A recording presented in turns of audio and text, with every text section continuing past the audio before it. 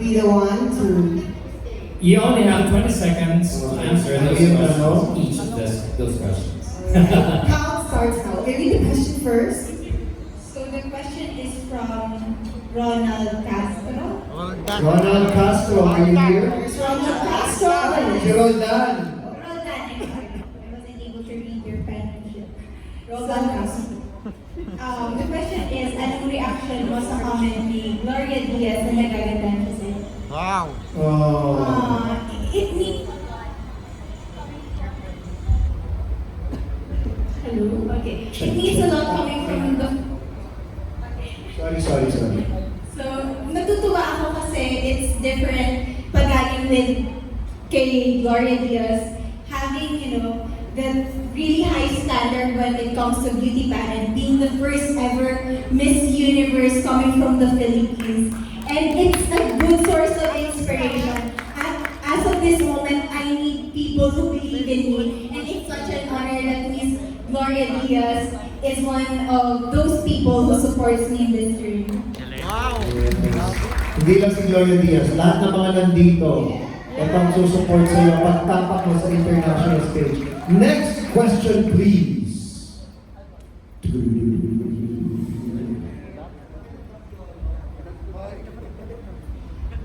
Question from Gina of Team Empire. Gina from Team Empire.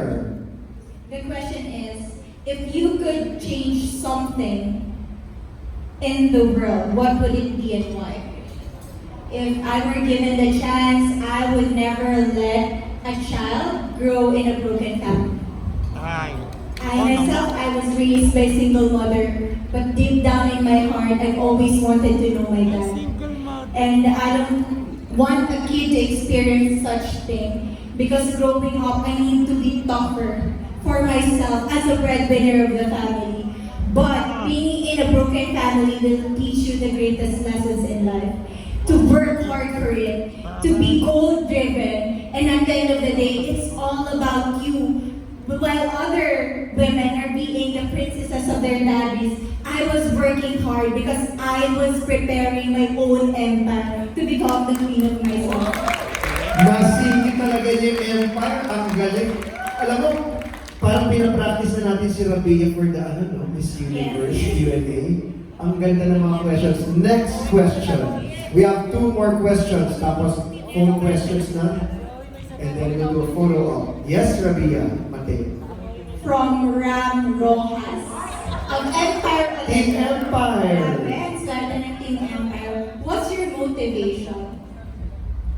There were a lot of things that motivated me to become successful. But one factor that pushed me the most was the fact that I grew up and I saw poverty at a young age. Just to share something, there was a moment in my life where I had to study, and there was this, the light from the candle as the only source of light that I have. And I told myself that this is not the life that I deserve, or any of us deserves. So I need to push myself better every single day. That's why I have this heart of educating myself, because I know that this is the only thing that my single mom can give it to me. And now that, I am an educator, Ayun, nagamit yung linya nyo. this is my time to give back to my community with the same motivation that I had in the past. Yeah, last 2.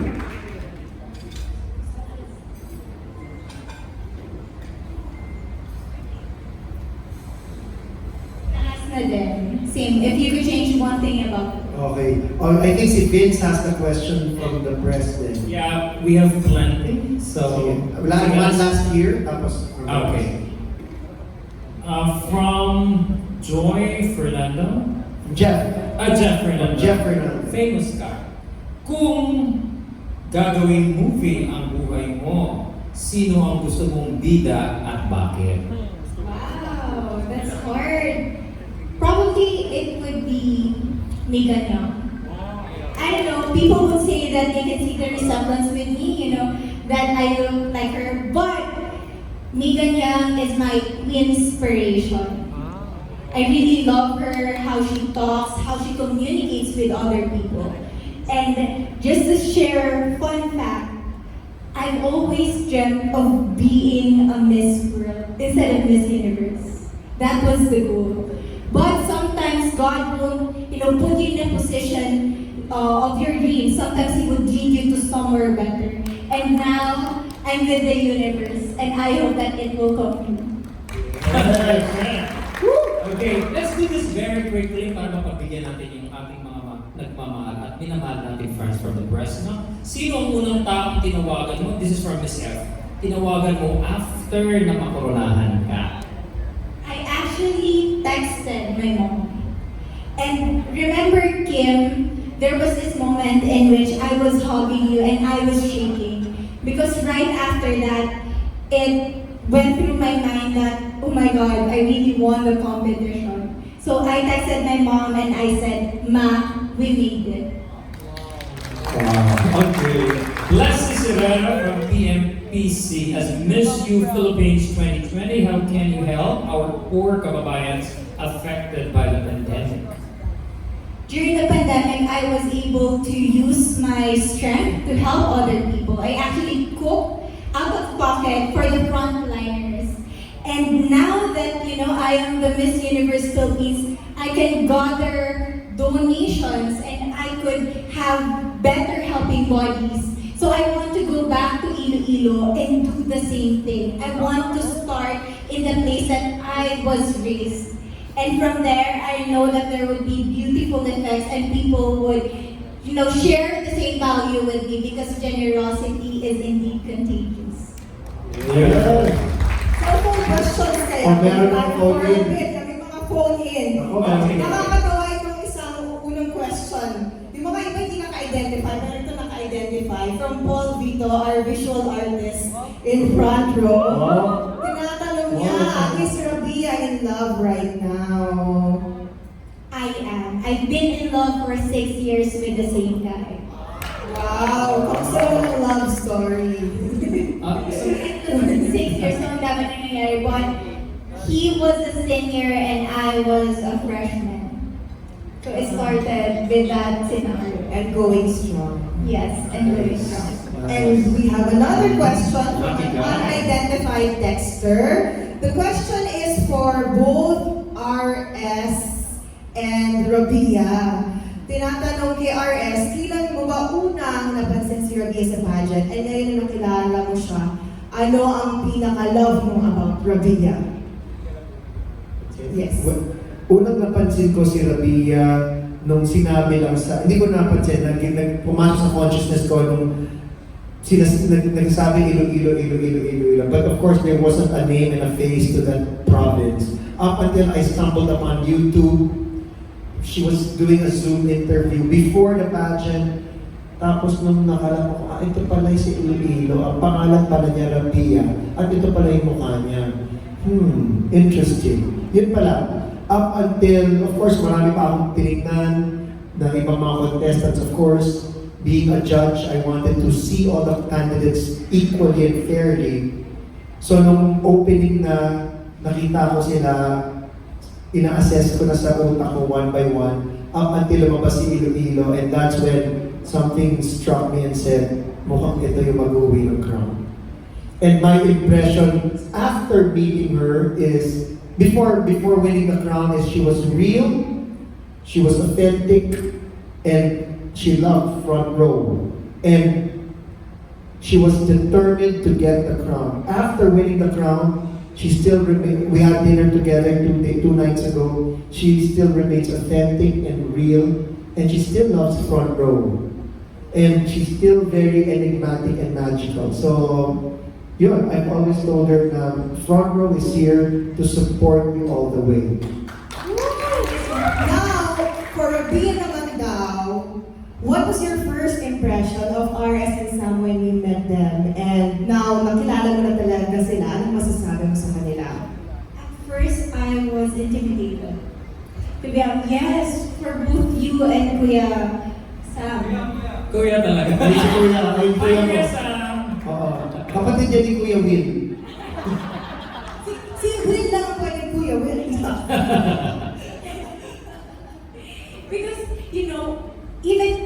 I know you're gonna agree with me. When they're inside the room, there's so much like energy flowing, like parang na-intimidate ako. And with all the success that I've heard, I'm not sure if how he responds to people. And that is a beauty pageant. I was scared na he might be judging us. But, you know, si Sir RS, isa siya sa pinaka matulungin talagang tao, right?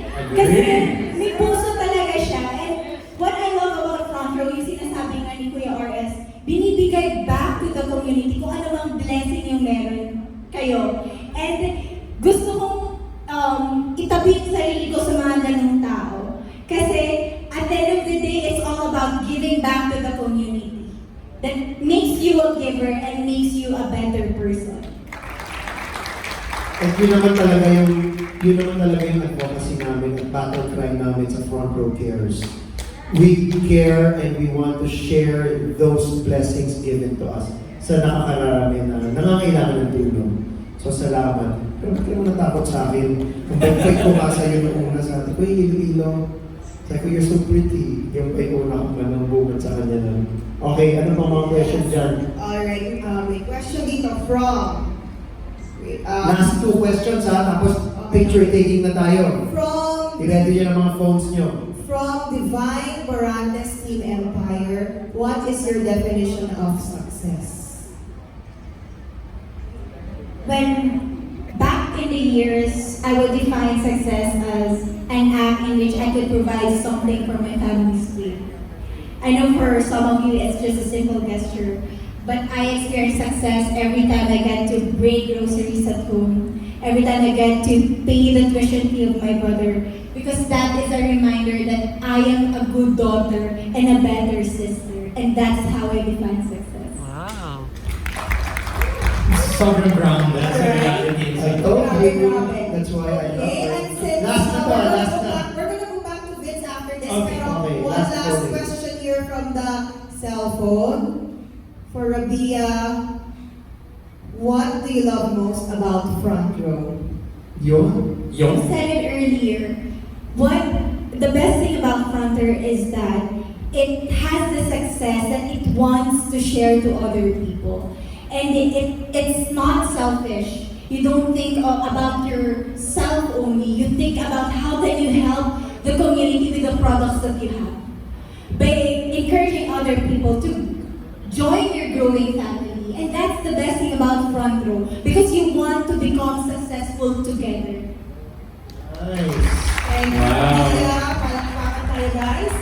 Vince? Okay, this is one interesting question. Reaction sa fan na gumawa ng 2,000 peso bill na nandun yung mukha mo, parang mukha mo, nandun yung face mo, kasama si Senator Miriam Defensor Santiago. Have you seen the photo? Have you seen No, the I photo? haven't. I saw the bill with Miriam Defensor Santiago's face, but not me with. Oh, there's one. Wow. There's one with you. Yeah. What happened was, it was asked to me during the final interview that if given the chance, who do I want to be the next face of the Philippine currency? And what struck my head was Miriam Defensor Santiago. For those who don't know, I was called Little Miriam Defensor when I was in high school because I love to do debates. And I mean, you need to agree with me, she's smart, but at the same time, she's blessed with humor. And I feel like it was a question destined for me because a week before the finale, I watched her biography sa GMA. And it's like God reminding me that, okay, this is Miriam, this is your idol, and for such a long time, she was your phenomenal woman. And I was able to deliver that answer during the coronation night. Will still be your fate as the new queen. By the way, that question was from Roldan Castro of Abante tonight. Where's Roldan? Hey! Okay, isa pa, no? Halos pare-pareho na yung mga tanong nila. We wish we could accommodate all the questions, but we're pressed for time. Ngayong Miss Universe Philippines ka na, marami ang nabago sa buhay mo. paano ngayon nagsisimula at this is journey? Ang araw mo at nagtatapos sa gabi. Ayan. It starts and ends with a prayer. Wow. A prayer of being grateful to God. That few years ago, being on this Universe Philippines was just a dream. And not everybody believed in me. Not everybody saw the potential in me. But still, God destined me to become the Queen of the Philippines. To represent every Filipino. To share my story, to influence other people. And I am of so much gratefulness in my heart to be in that position. And just like what I've said during my coronation night, with Miss Universe Philippines and with Front Row, I can make a difference. And I feel like I am doing it right now. You are. Good job, Rabiya. You're so proud. Any more? Ito. Last na to kasi this is close to her heart, you know. Okay, are you ready? This is from Boy Romero of PMPC. With the advent of the pandemic, what is the role of beauty queens in education? Marielle, as an educator, you know what? During this pandemic, it's like sharing two different worlds. I am an influencer, but at the same time, I am a physical therapist. I am a medical practitioner. So now is the best time to reach to people, to educate them how to prevent this virus, and at the same time, to let them know what to do once they have the virus. And it's you know, such an honor to be on the spot in which everybody is listening to you. That for me is the essence of being a beauty queen. You need to educate people, to push them, to give them the knowledge that you have. And at the end of the day, you're helping me in that needs. So I feel like I'm being a beauty queen, an educator, and a medical professional. Beautiful. Okay, G, what do you have there? Wait, may mga questions pa pumapasok eh. Siguro I can accommodate one more question. Okay, here. Another question for Rabiya. By the way, guys, sponsor po yung phone natin ng MUPH. Huawei. Huawei. We're using a Huawei. Yes. Very Huawei. This is Universe Philippines. Ito po pumapasok ng ating mga messages. So, the next question is, One last. nanalo ka, Rabiya, sa swimsuit competition. So how do you manage to take good care of your physique? Sinigang. What's your fitness? Because earlier Fitness this morning, secret. I had sinigang and 1 cup of rice. Usually for most of the beauty queens, they need to lose weight. But God loves me, I am blessed, I need to bulk up. So during the pandemic, what I did is that I eat 4 to 5 times a day, just to gain weight. So we have different struggles, and at the end of the day, you need to stay in your lane, know your body, know how you will improve your body, and never compare your body to other people. And other people would say that I am petite, I am model-like, but I was able to win that best swimmer award. Because I was able to appreciate my body, and I am proud of who I am. And the judges saw that. Amen. Great. By the way, I have one last question. I sing it lang. Text, it's a nice question kasi okay lang. Sing it ko lang. Okay. Syempre, this has to, this is interesting. How has Lux supplements helped you get through the pageant? Ayun. We need to, have this band when it comes to maintaining a healthy body. And I am blessed that Miss Universe Philippines partnered with Front Row. So we were given the supplements that we need for the busy schedule to keep up with the kind of activities that we are obliged to do. And with being said, glutathione, I used to think that if you want to have that white skin, you take glutathione. But no, did you know that glutathione is an antioxidant? And it is good for the body because it nag-lecture na talaga. Education is I key. mean, it kills or removes the free radical that destroys the healthy compounds inside your body. So I feel like you're becoming beautiful and at the same time healthy.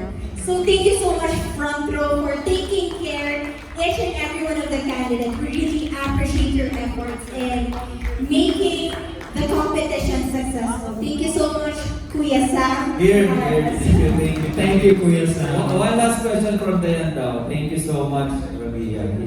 Here is Kuya Sam. Dito po. Dito. Kuya Sam. May question si Miss Ryan Castillero. Rabiya, Sam and I have been enjoying your answers, and as we're getting to know you, we're seeing that you're so much more beautiful on the inside. Yes! That's what we want them to Diba? see. I wanted to ask, I know may prize money, diba? May konting, well, not konti, but generous prize money. What gift are you going to buy your mom and your brother? My mom had this simple wish for us to have this flat screen TV. Because I grew up in a family in which we don't have much of the appliances, much of gadgets. So when I go back to Iloilo, I want her to buy the biggest flat screen TV that we can Andiyan na! Nasa likod na! I-deliver mo na! Bubuhatin ni Bamba. in the store, because that is my way of showing my gratitude to my mom for working so much, for believing in me when no one actually did. And I'm very much thankful for the opportunity for Miss Universe Philippines organization and for Front Row. Again, this is Rabiya and I love Front Row.